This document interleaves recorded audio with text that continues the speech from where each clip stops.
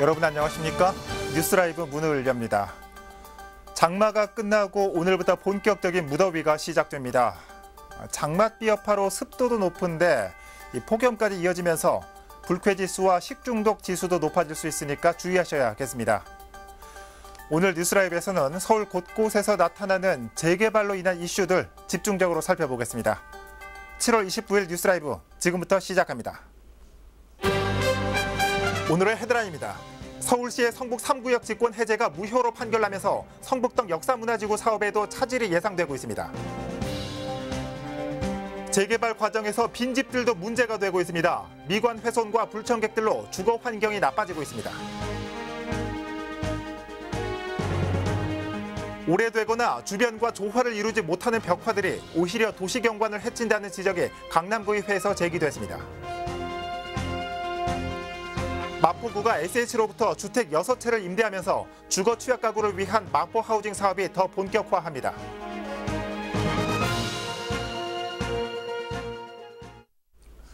주거 취약 가구 혹은 위기 가구에게 일정 기간 머무를 수 있는 곳을 제공해주는 마포 하우징 사업. 마포 하우징이 하반기 더 본격화할 예정입니다. 마포구가 최근에는 SH와도 업무 협약을 체결하고 주택 6채를 유상 임대하기로 했습니다. 천서영 기자입니다. 마포구와 SH 서울주택도시공사가 업무 협약을 체결했습니다. 주거 취약계층 지원 사업인 마포 하우징의 원활한 추진을 위해 양 기관이 서로 돕기로 한 것입니다. 마포 하우징은 구가 주택을 임대받거나 혹은 직접 매입해 열악한 주거 환경에 놓인 주민들에게 임시고소와 공공임대주택으로 지원하는 사업. LH에 이어 SH도 자체 보유하고 있는 주택을 마포구에 유상 임대하기로 하면서 사업에 합류한 것입니다. 이 첫 발걸음을 떼는데 SH가 하여튼 최대한 협조를 해서 그 말씀하신 대로 주거의 사다리, 징검다리가 되게끔. 이번 협약으로 인해 SH는 마포구에 6채의 주택을 유상 임대합니다. 상암동과 성산 1동, 망운 1동에 있는 도시형 생활주택으로 평균 5평, 모두가 원룸형입니다. 구는 다음 달 중 임차 계약을 체결한 뒤 주택 개보수를 거쳐 마포 하우징으로 사용할 예정입니다. 우리가 공공임대주택으로 가기 전까지 기거할 수 있는 시설을 갖춰놓고 있는 것이죠. 근데 이것을 저는 이제 내년부터는 좀 더 확대를 해서 우리가 땅을 마련하면 우리 SH에서 건설을 좀 해서 우리한테 위탁을 주면 우리가 거기다 신혼부부, 청년, 독립유공자, 가족 이런 분들 입주를 해서. 이후에 마포구는 올 하반기 주택 자체 매입도 계획하고 있습니다. 총 10가구로 이미 물권 확보에 들어간 것으로 알려지고 있습니다. 지난 4월 시작된 마포 하우징 사업은 이미 4호까지 주택이 마련돼 긴급 주거 위기 가정이 생활하고 있는 상태입니다. 딜라이브 서울 경기 케이블 TV 천선입니다.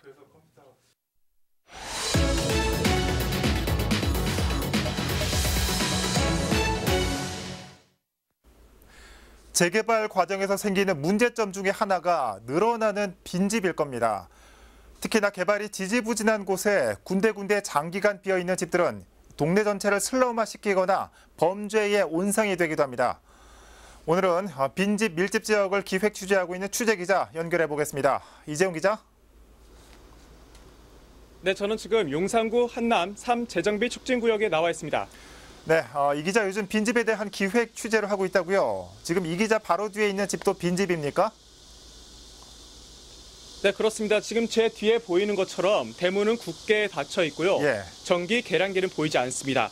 10년 전에 정비구역으로 지정이 되면서 사람들이 떠나간 빈집입니다. 예, 이 분위기만 보더라도 영화에 나올 법한 아주 을씨년스러운 좀 분위기 같은데 그 지역에만 빈집이 정확히 얼마나 있습니까?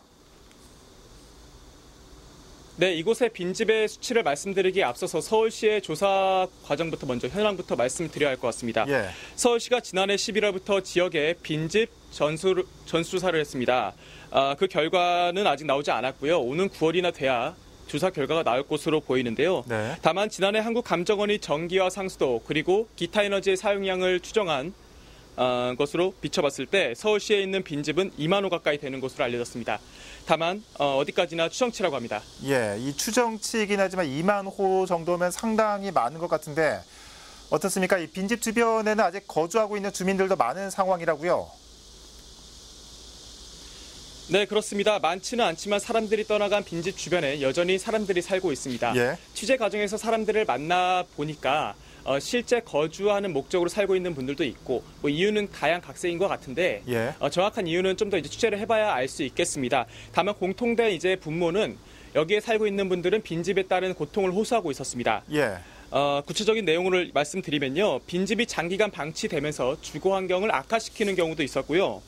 가끔 불청객들이 찾아와서 이 슬럼화된 동네를 찾아와서 술을 마시거나 네. 빈집의 담벼락을 함부로 올라가는 등의 활동을 하기도 한답니다. 예. 그리고 사진을 찍는 경우도 있어서 주민들이 피해를 호소하고 있습니다. 예.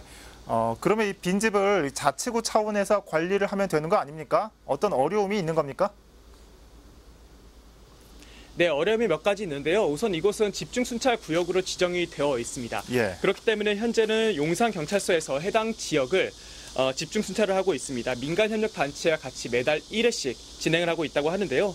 빈집 내에서 발생할 수 있는 범죄나 청소년들의 비행 등을 예방하기 위해서라고 합니다.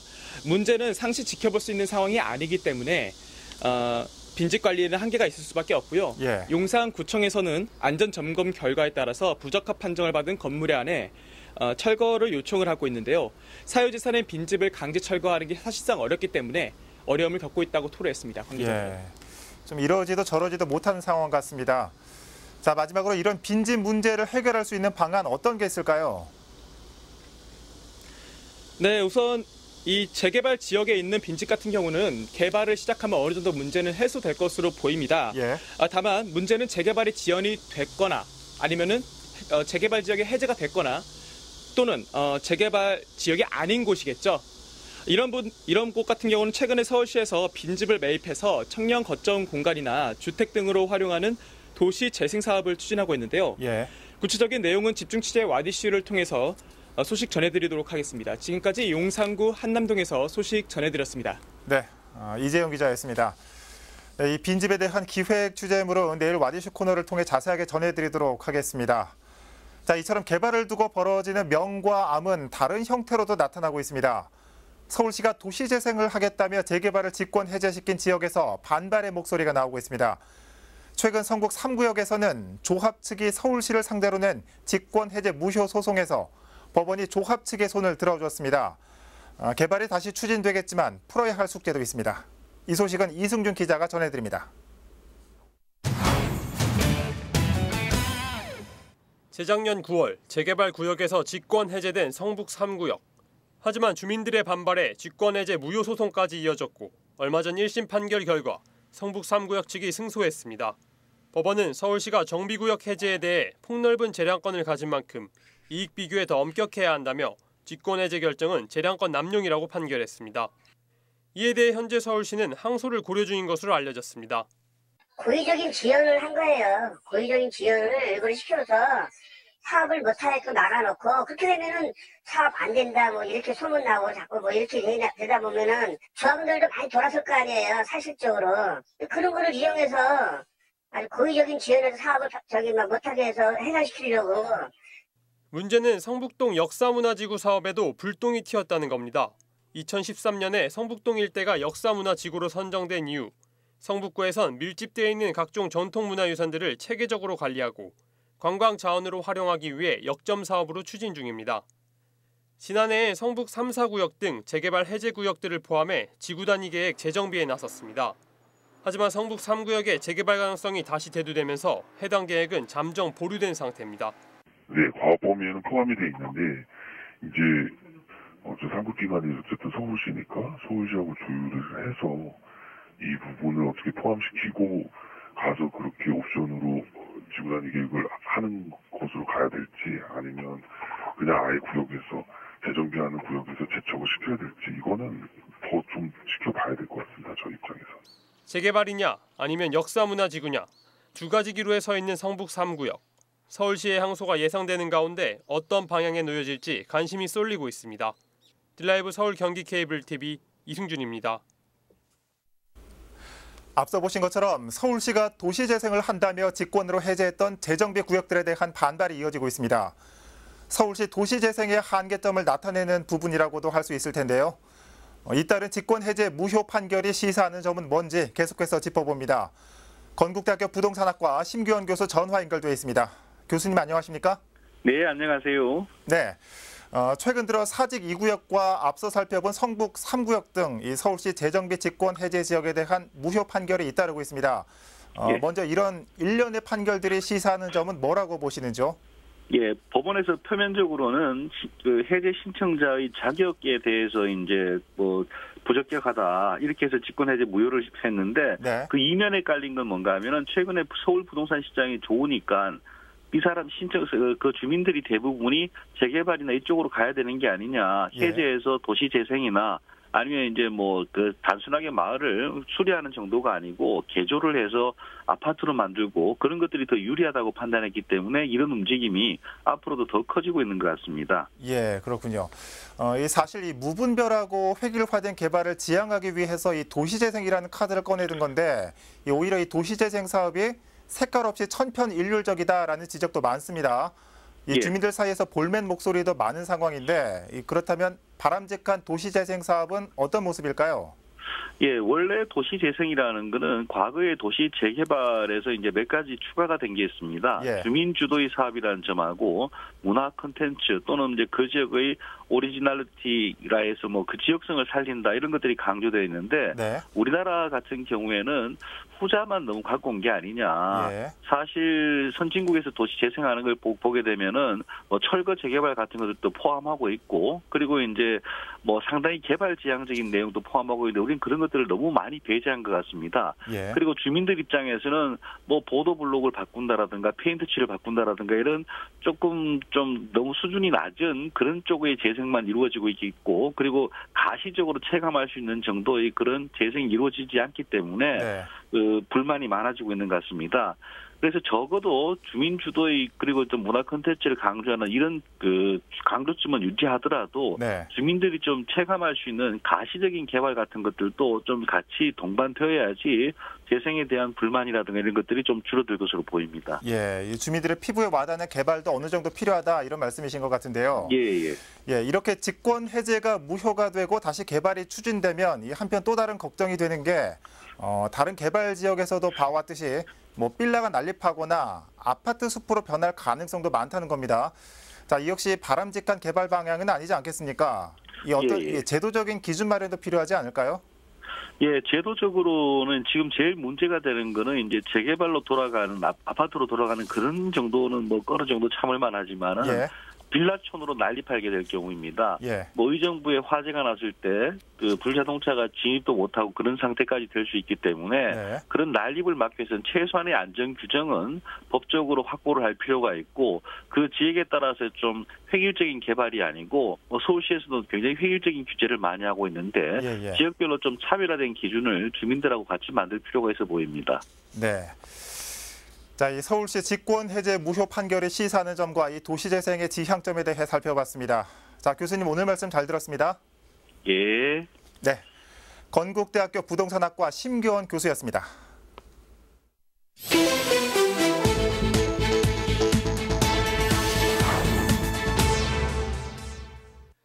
지난 26일 밤 11시 20분쯤 강동구 암사동에서 주행하던 택시가 아파트 단지 안의 경로당 외벽과 충돌했습니다.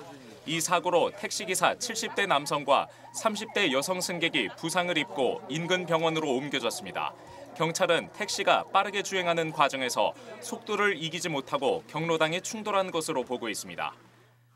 지난 27일 오전 11시쯤 강남구 대치사거리 인근을 주행하던 차량에서 불이 났습니다. 다친 사람은 없었지만 차량이 전소돼 소방서 추산 1,800만 원의 피해가 났습니다. 지난 27일 오후 7시쯤 성북구 도남동의 한 수녀원 기숙사에서 화재가 발생해 건물 안에 있던 수녀 50여 명이 대피하는 소동이 벌어졌습니다. 불은 건물 안에 있던 집기와 내벽을 태우며 1,800만 원의 피해를 내고 30분 만에 꺼졌습니다. 소방당국은 수녀원 2층에서 불이 시작됐다는 진술을 토대로 정확한 사고 원인을 조사하고 있습니다. 뉴스라이브 사건 사고였습니다. 학교나 주택가 주변 회색빛 옹벽에 그려진 벽화는 이 거리에 생동감을 불어넣기 마련입니다. 하지만 주변 분위기와 어울리지 않고 의미도 알 수 없다면 어떨까요? 강남구의회에서는 도시 미관을 해치는 벽화 그리기에 문제점이 제기됐습니다. 지혁배 기자입니다. 한 대기업의 기부를 받아 2년 전 학교 담벼락에 그려진 벽화입니다. 자세히 보면 세계를 향한 꿈과 희망을 표현한 그림인데 색이 발해서인지 얼핏 보기에 어떤 걸 그려 넣은지 알 수 없을 정도입니다. 또 다른 학교 통학로 역시 벽화가 조성됐습니다. 태극기 하나 외에는 딱히 그림으로 볼 만한 게 없습니다. 이곳 역시 2년 전에 조성됐는데 구청 예산 800만 원이 들어갔습니다. 다른 곳도 상황은 마찬가지입니다. 뭘 그렸다라고 딱 느껴지는 게 있어요.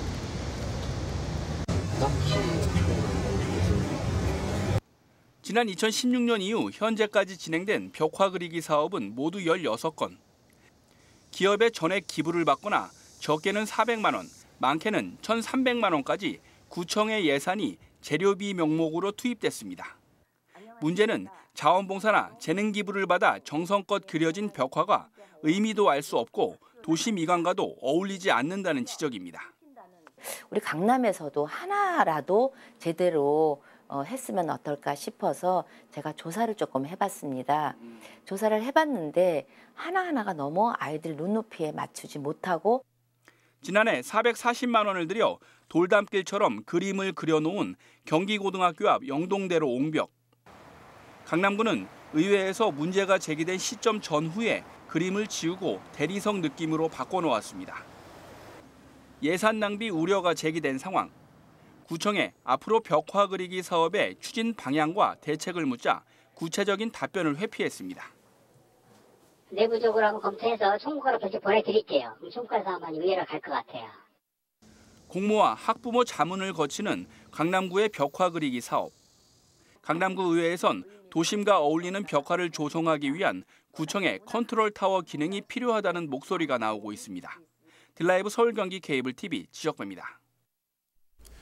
미세먼지와 스마트폰 등으로 아이들의 외부 신체 활동이 줄어들고 있습니다. 이런 가운데 서울의 한 자치단체는 아이들의 체력 측정은 물론 운동 처방까지 전반적인 관리에 나섰습니다. 이혜진 기자가 보도합니다. 경보음이 울리자 미로를 따라 재빨리 움직입니다. 제한 시간 1분. 정해진 시간 동안 몇 번의 경보음을 끄는지 자동으로 횟수가 집계됩니다. 이번엔 암벽 타기. 암벽에 오른 아이들은 떨어지지 않기 위해 안간힘을 써봅니다. 계속해서 움직이는 암벽에서 떨어지지 않고 얼마나 버티는지 시간이 측정됩니다. 언뜻 놀이기구처럼 보이지만 이 모든 과정은 아이들의 체력을 측정하는 방법입니다. 아이들의 눈높이에 맞추어 놀이 형식으로 6대 체력 측정인 근력, 근지구력, 민첩성, 심폐지구력, 유연성, 균형감 등을 이제 신체 발달, 6대 신체 발달을 놀이 형식으로 가깝게 다가가서 측정의 개념이 아닌 즐기면서 아이들의 신체 발달을 확인하고 있습니다.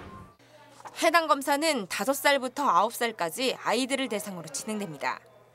신체 발달 정도와 비만도, 그리고 기초 체력까지 한 번에 측정돼 보호자에게 분석 결과지가 전달됩니다. 이처럼 전국에서 유일하게 키즈 헬스케어 센터를 운영하고 있는 서대문구는 아동 체력 증진 사업에 집중하고 있습니다. 미세먼지 등으로 야외 활동이 어려워지자 어린이집에 신체활동 교구와 체육 강사를 파견해주고 있는 것. 현재 36개 어린이집 800명의 아이들이 해당 프로그램을 이용하고 있습니다. 어린이집에서 신체 활동 프로그램을 할 수 있도록 교구도 지원하고 있고요. 또한 주일에 체육 전문 강사를 파견해서 전문 교육을 실시하고 있습니다. 또한 교사가 파견되지 않는 날에는 선생님이 직접 어린이들을 신체 활동 프로그램을 할 수 있도록 선생님들에 대한 교육을 연 4회 진행하고 있습니다. 한편 서대문 키즈 헬스 케어 센터는 서대문 문화체육회관 1층에 자리 잡고 있으며 사전 예약을 통해 누구나 이용이 가능합니다. 딜라이브 서울 경기 케이블 TV 이혜지입니다. 방화범이 열차에 불을 지르고 달아난다면 어떤 상황이 펼쳐질까요? SRT 수서역에서 화재 테러를 가상한 재난 대비 훈련이 진행됐습니다. 보도에 조아연 기자입니다. 운행 중이던 고속열차에서 화재가 발생합니다. 어느새 열차와 승강장은 흰뿌연 연기로 가득 찹니다. 신원 미상의 남성 2명이 방화를 저지른 겁니다.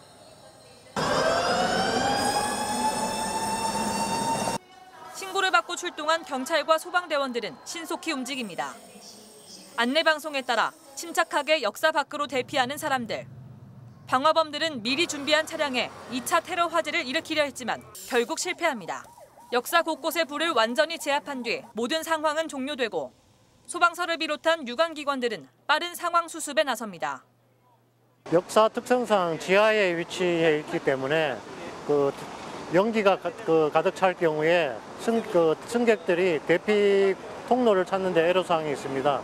그렇기 때문에 초기에 자세를 낮추고 역사 영모의 지시에 따라 가지고 탈출구로 신속히 안전하게 대피하는 게 좋겠습니다. SRT 수서역에서 화재 테러를 가상한 재난 대응 훈련이 열렸습니다. 18개 기관이 참여한 이번 훈련은 소방서와 경찰, 군부대 등 유관기관의 협업과 노약자와 장애인 등 안전 취약계층의 대피 방안을 집중 점검했습니다.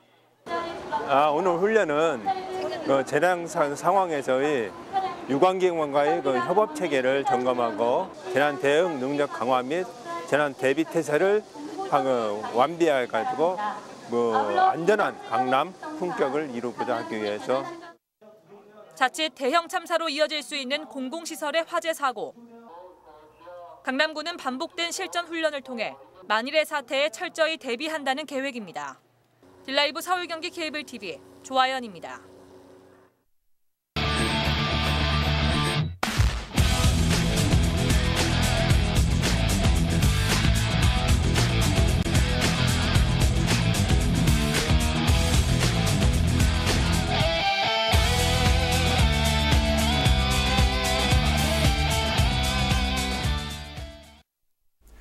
주차장이나 앵커 시설 정도 지어주고 알아서 도시재생하란다. 저희 취재기자가 재개발 지역 취재 과정에서 주민들에게 듣는 말이라고 합니다. 벽화 아니면 한옥, 무슨 마을에 무슨 기념관. 주민들의 생활 환경 개선은 뒤로 밀린 천편일률적인 도시재생에 지워지는 벽화만큼이나 피로감도 누적되고 있습니다. 뉴스라이브 마칩니다. 시청해주셔서 고맙습니다.